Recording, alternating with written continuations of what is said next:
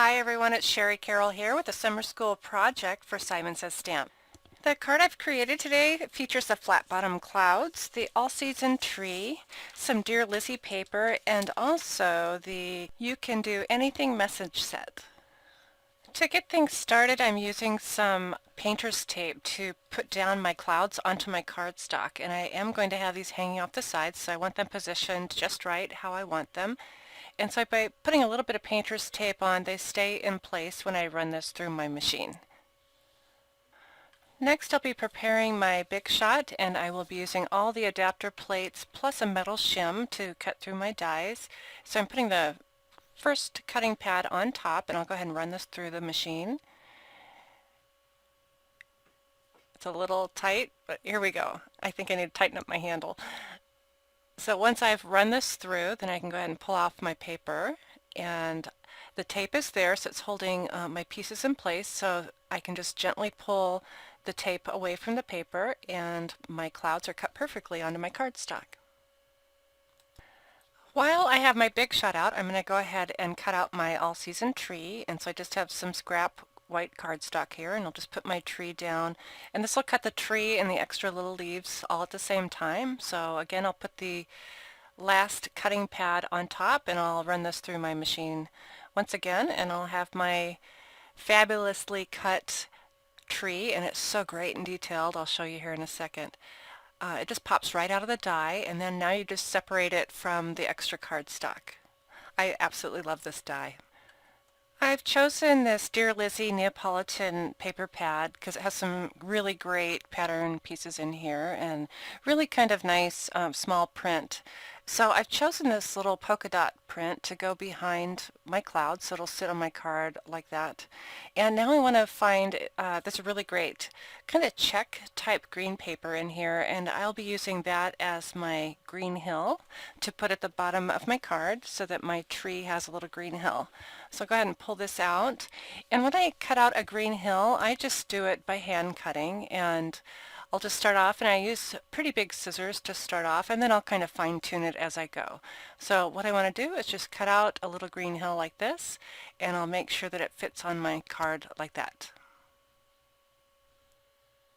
Okay, once I have everything fine-tuned, I'll just go ahead and put some adhesive on the back of my paper here. Get my little tree out of the way.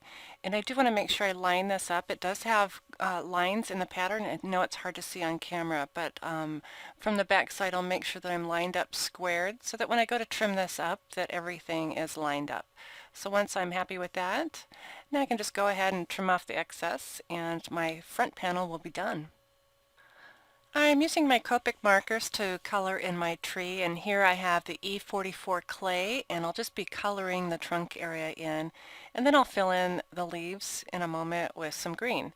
So just go through and color in all your little areas. I do like to die cut in white when I have something that's really detailed like this, and then I can color it in as I like to with my markers or with paints or whatever. Now I'm coloring in the leaf portion of my die cut with YG93, which is one of my favorite green Copic colors. And so I'm just kind of just scribbling over the top of the leaves, and I'm not really paying attention just to make sure I get the green on there. And I kind of like to blend between the brown and the green a little bit with these two colors that I'm using.